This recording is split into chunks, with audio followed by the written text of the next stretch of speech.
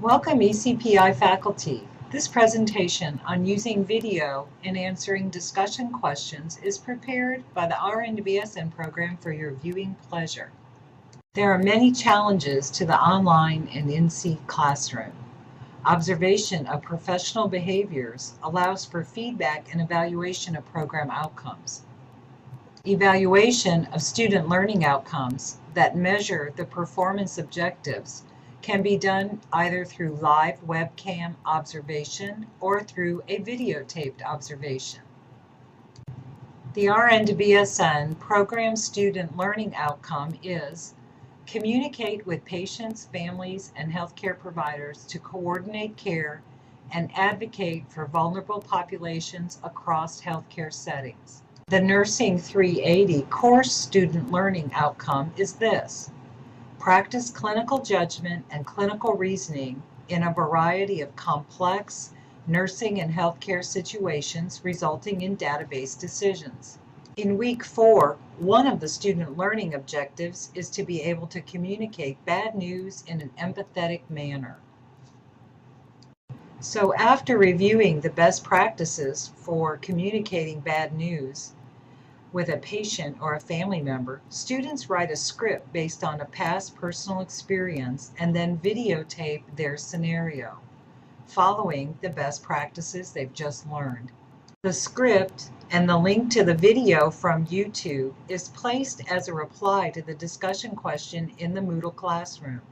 Students then provide feedback and discuss the techniques used in the video.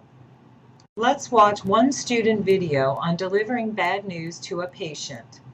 Remember, these are students in the learning process and are not famous speakers or licensed counselors. Hi, Miss Jones. It's my understanding that you were going to get to go home today if your vancomycin levels came back within a normal range. Was that your understanding? Well, unfortunately, that is what I came to talk to you about. I received your levels back today, and they weren't within normal range. They were actually a little bit high. Unfortunately, this means we need to keep you for some continued focused monitoring until we can get your levels back into a safe discharge range. They're too high to discharge you home safely, especially when you'll be continuing the antibiotics at home. It's really important that your levels are stable before you receive that next dose. I'm sorry this isn't the results that we were expecting. Sometimes our body's reaction to medications is not always something we can predict or control. Let's not give up here, Miss Jones. Although it is a setback, it's a temporary one. We'll make all the adjustments that we need to get your levels back where they need to be so that you can discharge home safely. I'm going to follow up with you with your new set of orders, and I will check in with you often to let you know the progress that you're making and answer any questions that you may have. We will get through this. Do you have any questions currently, Miss Jones? Okay. Well, if any questions arise, you make sure that you let me know what they are, and we'll work closely together until we get you home safely.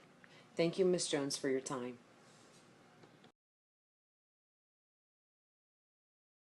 In week 4 discussion, this question had over 50 replies from just 8 students in the class. It was one of the most discussed questions in the whole course. Here are other learning outcomes. Students achieved the unit, course, and program learning outcomes. They demonstrated best practices, they received constructive and supportive feedback, and they learned new technology skills. This learning activity can be used with in-seat or online students. It can be used with students with little technology skill or a lot of technology skills. The equipment you'll need is a web camera and a computer. If you'd like more information on how to put together a quick animation for a course review, student updates, daily reminders for students, go to the GoAnimate site for a quick video tutorial.